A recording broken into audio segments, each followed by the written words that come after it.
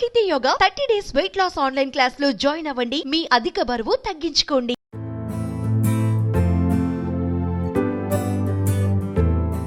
మహిళలను కోటీశ్వరులను చేస్తానన్న సీఎం రేవంత్ రెడ్డి ఆ దిశగా మహిళా దినోత్సవం రోజున కొత్త పథకాలను శ్రీకారం చుట్టనున్నారు. మహిళల కోసం ఒకటి కాదు రెండు కాదు పలు బృహత్తర కార్యక్రమాలను ప్రారంభించేందుకు తెలంగాణలోని కాంగ్రెస్ ప్రభుత్వం సిద్ధమైంది.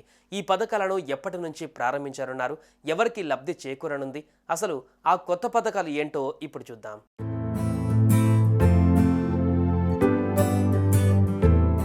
అంతర్జాతీయ మహిళా దినోత్సవం సందర్భంగా రాష్ట్రంలోని మహిళల కోసం పలు కొత్త పథకాలను ప్రారంభించనుంది కాంగ్రెస్ ప్రభుత్వం. ఈ నెల 8వ తేదీన మహిళా దినోత్సవ వేడుకలను సికింద్రాబాద్ పరేడ్ గ్రౌండ్లో నిర్వహించేందుకు ప్రభుత్వం సిద్ధమవుతోంది.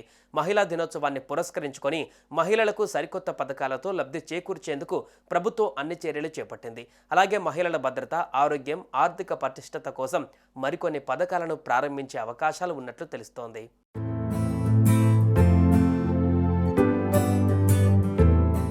మహిళా దినోత్సవం రోజున ప్రారంభించే సరికొత్త పథకాలపైన ప్రభుత్వం కీలక ప్రకటన జారీ చేసింది.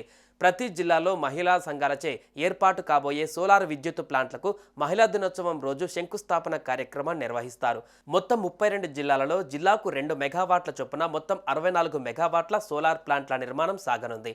అలాగే మహిళా స్వయం సహాయక బృందాలచే బస్సుల కొనుగోలు చేయించడమే కాక ఆర్టీసీకి అద్దెకు ఇచ్చేలా ఒప్పందాలను ఇప్పటికే అధికారులు పూర్తి చేశారు. అందులో భాగంగా మొదటి విడతలో 50 ఆర్టీసీ అద్దె బస్సులకు పచ్చజెండా ఊపి సీఎం రేవంత్ రెడ్డి ప్రారంభించనున్నారు.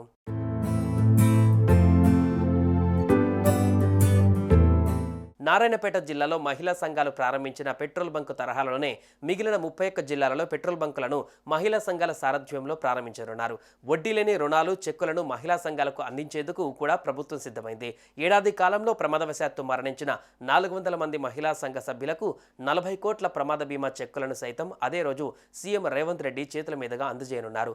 మహిళా దినోత్సవం పురస్కరించుకొని 14,000కు పైగా అంగన్వాడీ టీచర్లు, హెల్పర్ల నియామకాల ప్రక్రియను సైతం మహిళా దినోత్సవం రోజున ప్రారంభిస్తారు.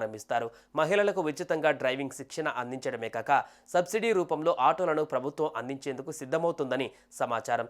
మహిళల భద్రత, ఆరోగ్యం, ఆర్థిక పటిష్టత కోసం మరికొన్ని పథకాలను మహిళా దినోత్సవం రోజున ప్రారంభిస్తారని, ఇప్పటికే మహిళల సంక్షేమం కోసం అవలంబిస్తున్న విధి విధానాలను పరిశీలించేందుకు అధ్యయన కమిటీని సైతం ప్రభుత్వం ఏర్పాటు చేసింది.